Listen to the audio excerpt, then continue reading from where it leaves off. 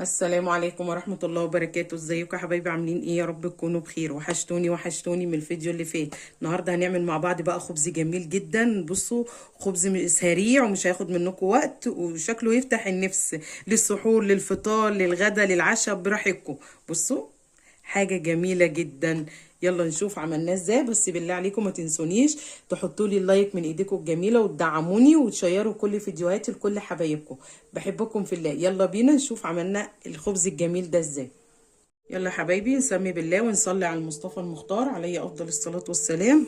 نعمل مع بعض بقى النهارده بقى خبز جميل جدا ومشبع وكله كلسم وجميل.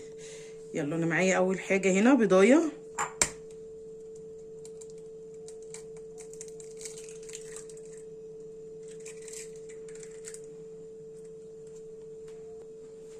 ومعايا معلقه صغيره من الخل، خل ابيض او خل تفاح اللي عندكم متوفر، وهنحط رشه صغيره من الملح. بصوا، يا دوب رشه صغيره اهي، ما تسكرش يعني. نقلب بقى كده.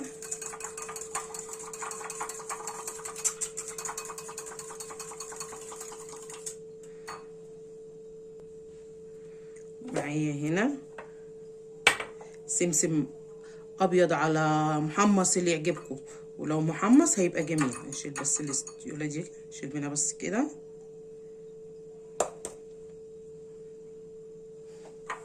هنحط السمسم دي نص كوبايه سمسم. هنحط معلقه كبيره من بذر الكتان. الخبز النهارده مليان فوايد جميله جدا. واحط معلقه من بذور الشيا اهي، معلقه واحده بس من كل حاجه، معلقه. هنحط الرشه يعني ربع معلقه من البيكنج باودر، ربع معلقه، دي معلقه صغيره فانا حطيت منها اهي. وهحط معلقه واحده من قشور السيليوم او الكتونه اهي، معلقه برضو واحده من كل حاجه، معلقه. هنقلب بقى كل ده. ومعايا ربع كوبايه من الميه، ربع كوبايه من الميه اهي. نقلب بقى كل المكونات الجميله دي. الخبز ده جميل جدا ومشبع للفطار، للسحور، للعشاء، حاجة جميلة جدا. ده انا بحب اعمله كمان في رمضان، بيبقى مشبع. حبايب الدايت العادي ممكن يشيلوا السمسم او يحطوا معلقة واحدة من السمسم العادي ويحطوا النص كوباية كلها لا شعير لا اما شوفان، هيبقى برضو مغذي وجميل جدا. بس ما تستغنوش عن معلقه السمسم لو هي مش مطحونه، ما تحطوهاش مطحونه، حطوها زي بذور الشيا او بذور الكتونه او بذر الكتان اهي. بصوا، انا عاوزه قوام ولا يبقى تقيل برضو ولا خفيف، ربع كوبايه واحده بس.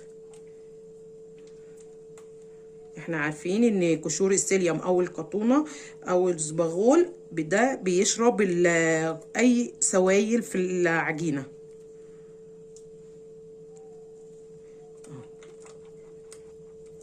بس كده، يلا بينا على الطاسه. يلا حبايبي، انا نزلها بقى ايه. دول هيعملوا رغيفين متوسطين او اكبر من المتوسطين شويه. بص، انا لسه ما ولعتش على النار خالص عشان اظبط الايه العجينه بتاعتي. نسويها كلها كده.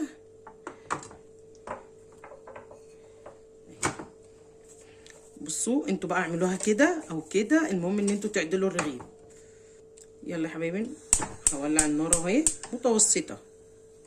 بس كده، هو هيتماسك قوام، مش هياخد وقت معاكم على النار، وهتقلبوه على الوشين وهيطلع جميل جدا.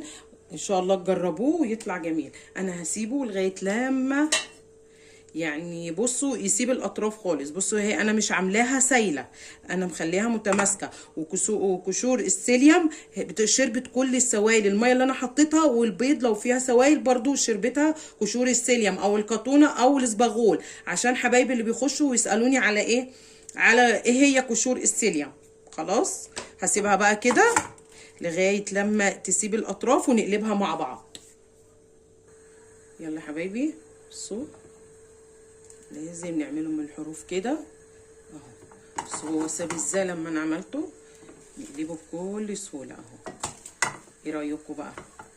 بصوا خبز جميل ازاي وسريع، مش هياخد منكم وقت لو عملتوه حتى بعد التراويح عشان تسحروا بيه، بيبقى جميل. لو عملتوه الايام دي للفطار برضو مش هياخد منكم ثواني وهيطلع جميل جدا.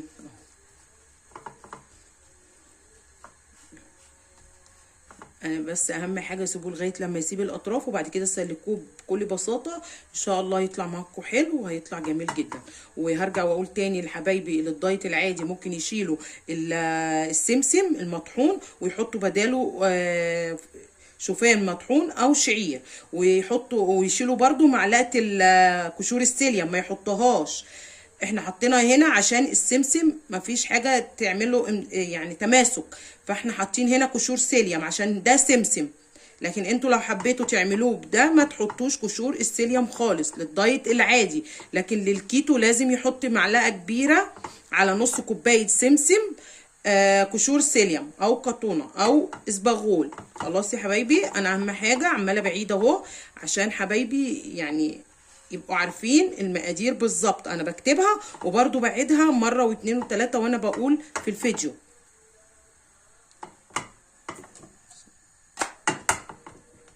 بصوا بقى متماسك وجميل ازاي وسايب الطاسه خالص اهو. نقلبه بس دقيقتين على دقيقه ولا ايه على الوش ده ودقيقه على الوش ده وبيطلع جميل جدا. ما بيحتاجش ايه تسويه جامده زي الشوفان زي الشعير زي الايه الدقيق اللي هو بتاع الدايت العادي. يلا نشيله بقى اهو ماشي ونعمل بقى التاني. يلا نحط بقى ايه الرغيف التاني اهو. هم عملوا لي رغيفين متوسطين او اكبر سن عن المتوسطين. انا بردت الطاسه شويه عشان لما ينزل اعرف بس ايه اسويه بس مش اكتر عشان يطلع رغيف بس حلو. انت بقى مش فارقه معاكي لان انت ما بتصوريش، فاعمليه زي ما يطلع. اهم حاجه يستوي منك ويبقى حلو. نزل بس اللي في الاسباتيولا نسويه كده اهو عشان يطلع الرغيف كله سوا واحد وما يطلعش حته تخينه وحته ايه رفيعه.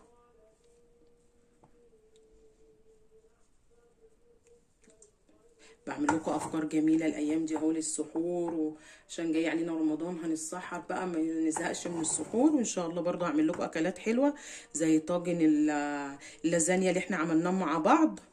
اللي ما شافوش برضو ايه هسيبه له في صندوق الوصف او انزله لكم على المنتدى اللي يعجبكم. اللي حابب، انا مش جبر حد، اللي حابب يتفرج عليه او يشوفه.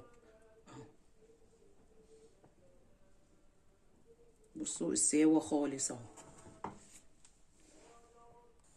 يلا حبايبي نقلب بقى الرغيف ده كمان، هسويه بقى مع نفسي كده ونشوف ايه في الاخر.